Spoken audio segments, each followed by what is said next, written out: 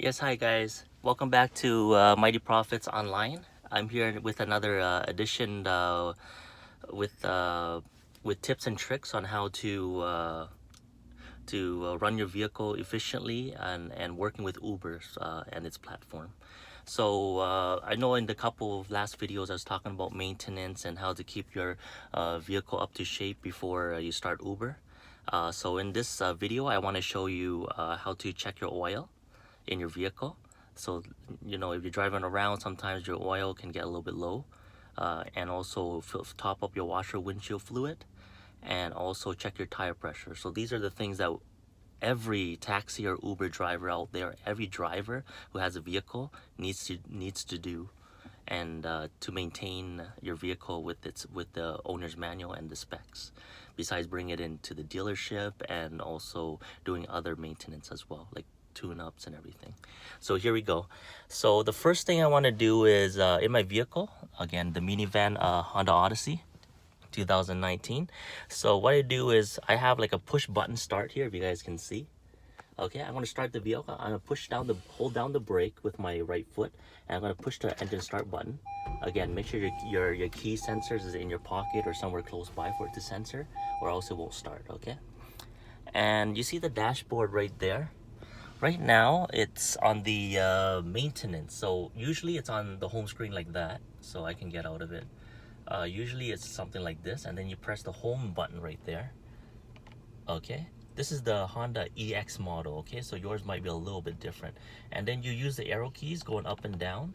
So I go straight down to maintenance and I hit enter button right over here as soon as you select it, and then it'll ask you for tire pressure or oil life. So what you want to do is, if you want to check your tire pressure, you just hit enter and it'll pop up this screen right here so you can see it. Right now my pressure for the front left is 36 psi, the passenger side front right is 35, and the back passenger back right is 35, and the driver's side on the back left is 37 psi. So basically that's what it's saying, that my passenger sides, the 35 front and 35 at the back, it's low. It's low by 1 to 2 psi, which is not that bad. You want to average it out. Okay, so if that's good, you can pump a little bit more air. Just go and pop your dollar. If you have one of those external batteries that has the air in it, you can just pump it up 1 or 2 psi. Okay, so now I'm going to get out of that by using this little arrow right here. Okay, that little arrow to go back, and I'm going to scroll down by using the down arrow, and I'm going to select oil life, and I'm going to hit enter. So my oil life right now is 30%, as you can see there, 30% on the dashboard there. So that's why it's saying that usually if it's full, it's at 100%. So right now I've used up 70% of my driving, and my oil life has drained down to 70%. And it's still brand new, so I'm just only sitting at 5,354 kilometers shy. A lot of you guys are more than that, because I recently got this vehicle, so there's not a lot of kilometers I put into it yet. But as eventually when I start driving, there's gonna be more kilometers. Okay, so right now it's at 30%. So what I'm gonna do is I'm gonna hit the engine start and also stop. I'm gonna stop the engine right now, turn it off. And then another thing I wanted to do, in order to check my PSI, what I do is usually I gather this little bag here, and inside my bag I have the gauge. So a tire gauge is right over here. So I'm gonna go check my tires. So let's do that. I'm gonna get out the car. If you guys don't have a tire gauge, so what you do is that when you're at the pump at the gas station, when you pump, first you hold, pump, and then you release it, and then you'll see the PSI will pop up, and it'll show you how much PSI. It's not accurate, but it's still useful. Okay, so let's do that. So here's your tires right here. So this is my tires right here. So the information that you want to get is right over here. I don't know if you can see it, but it says 235-60R18, and it's rated at 103H. Okay, so this one here it says the max load over there is 44 psi, so you don't want to go over 44. I'm sitting at 37 at the highest, so it's not that much. So sometimes when you're driving the heated up tires, you can add about 2 more pounds. So if it's 35, it'll be 37. If it's 37, it'll be 39. So we're still safe under the 44 mark. We don't go over 44. Then you're gonna get a flat tire when you're driving on the highway, okay? So here's a little notch right here. You can see it. I'm gonna open it. And we're gonna just check our tire pressures quickly so you can see for yourself. Okay, so take them out and just put the gauge here. What I do is I punch it one time and it says 38. Perfect. So right now it's sitting at 38. I'm gonna do it one more time for safe. Okay, right now it's sitting at 37. So that's pretty good. Okay, so now if it's 37, we're really close. So the tires are still good. And then what you normally do is you check all 4 tires and make sure they're all good. If you see one that's like, if it's all 3 of them at 36 and then one also at 31, you might want to check out that tire, because sometimes it's not a tire pressure problem. Sometimes you might have a nail in your tire. So if you're driving around with a nail in your tire, you know, right away you're gonna get a flat tire, okay? So be careful with that, and that's what the spare tire is for. So now that we checked our tires, okay, what I do is my next check is I check my oil level. So to check your oil level, I'm gonna get a cloth. So this one I usually get from Amazon in a box. They're cheaper when you buy them by the box, by the dozens. 400 or 500 pieces, 1,000 pieces, they're very cheap. So what I do is I get one of these cloths and I go down here, and my little paddle's right here. I don't know where your car is, but every car is a little bit different. But you pop this little hood right here with that little picture there. So I'm gonna pop the hood, and then we're gonna go outside. So excuse me for a second. And then under here there's a latch. So you wanna find the latch. The latch is right over here. Unlatch it, open it up, and then over here there's a little hook. Grab the hook up and pop the hood right where the arrow is, right there. Okay, and then once you're there, you can see the oil is 0W20. So we don't want to open that. There's a little dipstick. This is where the engine oil dipstick is.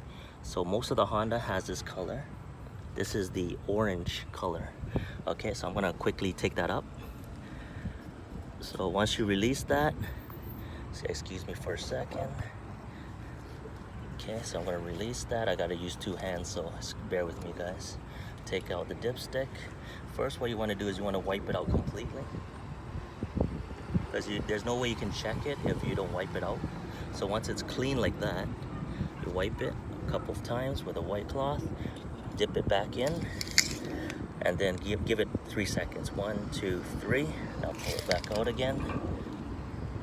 Okay, and then the oil is decent. It's right on the half mark. So that means my oil is good. So just to show you guys, I'm gonna dip it back in, and let me get the video for you guys to see. So basically, I dipped it back in there. Okay, if you guys can see that. Sorry guys, I can't really see on my angle, but I push it back down all the way, and then get that dipstick right there. So my oil level is good. More than the half mark, so I don't need to fill it up. If it's less than half, then just fill it up. Go to like a gas station, Walmart, buy one of those jugs. Mine is 0W20, so I'm gonna buy like a 1 liter jug and just top it up. So top it up slowly in there, and then to top it up, you just open up this little cap and then put a little funnel there. If you're not comfortable, if you're afraid of splashing and stuff, put a little funnel, fill it up a little bit and check it, fill up a little bit and check it. So just keep doing that. Okay, so while we're there, the next thing I do is I check my windshield washer fluid. So that would be this little guy right here in the blue cap with the little icon and then a little splash going up. That's the windshield. So usually I open up that and I check to see. Right now I filled it up so it's not too empty, but again, check your coolant level. Everything looks good. Coolant's going down by a little bit. Okay, and then for the windshield, I buy one of these cans here, or one of these little jugs by the petrol gas station, because I collect points over there. And this is the one that I use. I use the 4 season or all season advance. And make sure, the most important is make sure it is at minus 45. because sometimes the weathers are really cold or really hot, and you want it on cold weathers, you want it to react quickly, okay? So you want it to not freeze on you when you're using your windshield. So you open it, and then you open the cap, and then you just pour it in. So when you're pouring it in, don't pour it, my tip to you is don't pour it like this, because it's gonna go down quick and it's gonna make a splash. What I do is I pour it right on the side like this, as you guys can see. It will come down slowly, but it will be more accurate and you don't make a lot of splashes. And to control it, you have two hands, control it with the other hand. Once you're full, up to a level, you'll see it bubbling up, and then, or it'll be at the top and it's full level. Then you just close the lid. So basically, once you fold it up here, okay, once it's full, check it again, and then you would want to close the lid over here. There you go, close that lid, and now it's closed, you're good to go.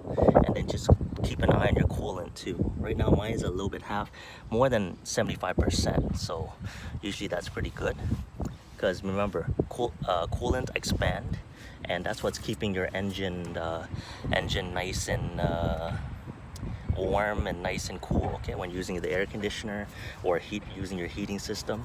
So that's what the coolant does. It circulates that temperature around, okay, so that your engine doesn't burn down.